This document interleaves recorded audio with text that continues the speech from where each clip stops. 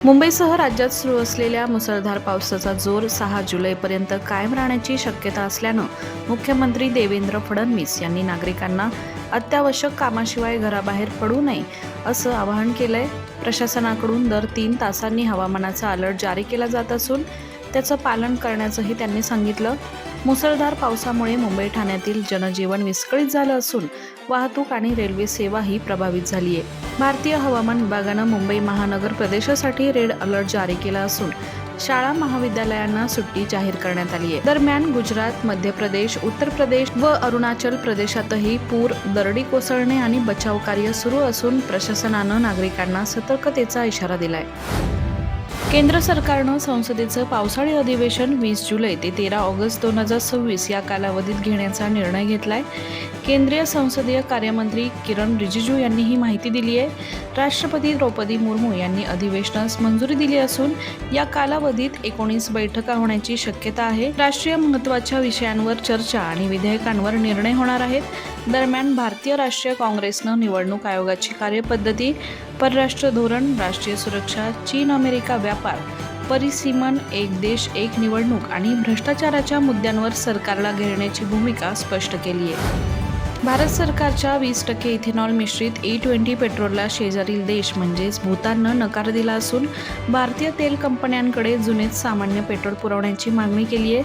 भूतानमधील इंधन साठवणुकीच्या भूमिगत टाक्या जुन्या असल्यानं त्यात पाणी झिरपण्याचा धोका आहे. इथेनॉल हवेतील आर्द्रता वेगाने शोषून घेत असल्यामुळे पेट्रोलमध्ये पाणी मिसळून टाक्यांना गंज लागण्याची आणि गाड्यांचे इंजिन खराब होण्याची शक्यता भूतानी अधिकाऱ्यांनी व्यक्त केली आहे. तसेच डोंगराळ रस्त्यांवर या इंधनामुळे गाड्यांची कार्यक्षमता कमी होण्याची चिंता व्यक्त केली आहे. देशातील जून 2026 मधील सर्वाधिक विक्री झालेल्या 10 कारच्या यादीत टाटा मोटर्सनं दमदार कामगिरी करत पंच 21,006 आणि नेक्सॉन 18,335 कारची विक्री करत या SUVंना अनुक्रमे पहिले व दुसरे स्थान मिळवून दिलंय.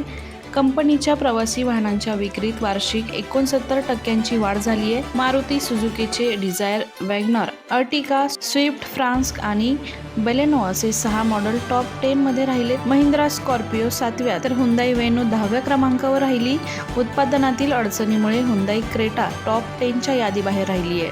सादर आहे लोक मान्सून ठेव योजना, जी देते 18 महिन्याच्या ठेवीवर 9.75% व्याजदर. अधिक माहितीसाठी आमच्या शाखेला भेट द्या किंवा कॉल करा 180021240550. फक्त सभासदांकरिता नियम व अटी लागू. Amazon प्राईम डे सेलमध्ये ॲपलच्या आयफोन 16 120GB वर मोठी सवलत जाहीर करण्यात आली आहे. 79,900 रुपयांची मूळ किंमत असलेला हा स्मार्टफोन 62,900 रुपयांमध्ये उपलब्ध असून निवडक क्रेडिट कार्डवरील Amazon पे, कॅशबॅक, बँक ऑफर आणि सवलतींनंतर त्याची प्रभावी किंमत 59,755 रुपयांपर्यंत कमी होतीये. जुन्या स्मार्टफोनच्या एक्सचेंजवरही आकर्षक लाभ मिळू शकतो. 6.1 inch super retina XDR OLED display, A18 processor, 48 megapixel मुख्य camera, 5G, USB Type-C, IP68 rating आणि मॅगसेफ चार्जिंग ही या फोनची प्रमुख वैशिष्ट्ये आहेत. आधार कार्डमध्ये ईमेल ID जोडणे किंवा बदलणे आता घरबसल्या शक्य झालंय. यासाठी आधार केंद्रात जाण्याची आवश्यकता नसून नवीन आधार ॲपमध्ये लॉग इन करून सर्व्हिस विभागातील ईमेल पर्यायातून नवीन ईमेल नोंदवून OTP पडताळणी व फेस ऑथेंटिकेशन पूर्ण केल्यानंतर ईमेल अपडेट होतो. ईमेल लिंक केल्याने आधारशी संबंधित सर्व सूचना आणि गैरवापराची माहिती थेट ईमेलवर मिळते. केंद्रीय इलेक्ट्रॉनिक्स व माहिती तंत्रज्ञान मंत्रालयानुसार ही सुविधा 1 जुलैपासून 6 महिन्यांसाठी पूर्णपणे मोफत असून पहिल्या 2 दिवसांमध्ये 2.5 लाखांहून अधिक नागरिकांनी याचा लाभ घेतलाय. कर्मचारी भविष्य निर्वाह निधी संघटनेनं युनिफाईड मेंबर पोर्टल अपग्रेड केल्यानंतर ॲक्टिव्हेशन आणि नवीन UAN जनरेट करण्याची सुविधा वेबसाईटवरून हटवली आहे. आता या सेवांसाठी खातेधारकांना उमंग ॲपचा वापर करावा लागेल.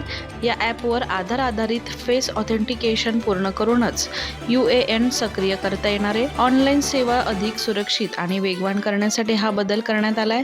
दरम्यान जे सदस्य आपला UAN क्रमांक विसरलेत त्यांना तो शोधण्याची प्रक्रिया मात्र पूर्वीपेक्षा अत्यंत सोपी करण्यात आली आहे. देशात E20 20% इथेनॉल मिश्रित पेट्रोलच्या वापरामुळे वाहनांच्या मायलेजमध्ये 2 ते 6% घट होत असल्याची कबुली वाहन उत्पादक कंपन्या आणि केंद्रीय पेट्रोलियम मंत्रालयानं दिली आहे. इथेनॉलचे उष्मांक मूल्य कॅलरिफिक व्हॅल्यू कमी असल्यानं मायलेजवर हा परिणाम होत असल्याचं स्पष्ट करण्यात आलंय. मात्र या नवीन इंधनामुळे वाहने खराब होण्याची भीती तज्ज्ञांनी फेटाळून लावली आहे. मारुती सुझुकी आणि ऑटोमोटिव्ह रिसर्च असोसिएशन ऑफ इंडियाच्या चाचण्यांनुसार जुन्या वाहनांमध्ये देखील या इंधनामुळे इंजिनची झीज किंवा गंज लागण्याची कोणतीही समस्या उद्भवणार नाही. अमेरिका आणि ब्राझील सारख्या देशांमध्ये देखील हे इंधन यशस्वीरित्या वापरलं जातंय असा दावा करण्यात येत आहे. सादर आहे लोक मान्सून ठेव योजना, जी देते 18 महिन्याच्या ठेवीवर 9.75% व्याजदर. अधिक माहितीसाठी आमच्या शाखेला भेट द्या किंवा कॉल करा 180021240550. फक्त सभासदांकरिता नियम व अटी लागू. आलिया भट आणि शर्वरी यांच्या प्रमुख भूमिका असलेला स्पाय थ्रिलर चित्रपट अल्फा प्रदर्शित झाल्यानंतर पहिल्या दिवशी देशांतर्गत बॉक्स ऑफिसवर 9 कोटी रुपयांची नेट कमाई झाली. मोठ्या प्रमाणावर प्रदर्शित होऊन देखील यशराज फिल्म्स स्पाय युनिव्हर्स मधील सर्वात कमी ओपनिंग करणारा हा चित्रपट ठरलाय. चित्रपटाला प्रेक्षक आणि समीक्षकांकडून संमिश्र प्रतिसाद मिळतोय. मात्र आलियाच्या जिगरापेक्षा अल्फानं चांगली सुरुवात केली. शिव रवेल दिग्दर्शित या चित्रपटात बॉबी देओल, अनिल कपूर आणि विशेष भूमिकेत ऋतिक रोशनही झळकलेत. फिफा विश्वचषक 2026 मध्ये गतविजेत्या अर्जेंटिनानं केप वर्डेचा 3-2 असा पराभव करत राऊंड ऑफ 16 मध्ये प्रवेश केला. या सामन्यात लिओनेल मेसीनं एक शानदार गोल केला. या गोलसह मेसीनं विश्वचषकाच्या इतिहासात सलग 8 सामन्यांमध्ये किमान 1 गोल करणारा जगातील पहिला खेळाडू बनण्याचा नवा ऐतिहासिक विक्रम रचलाय. लिओनेल मेसीचा हा विश्वचषक इतिहासातील एकूण 20वा गोल ठरला असून तो चालू स्पर्धेत 7 गोलसह गोल्डन बूटच्या शर्यतीत अव्वल स्थानी आहे. आता 7 जुलै रोजी रंगणाऱ्या बाद फेरीच्या महामुकाबल्यात अर्जेंटिनासमोर इजिप्तचं आव्हान असेल.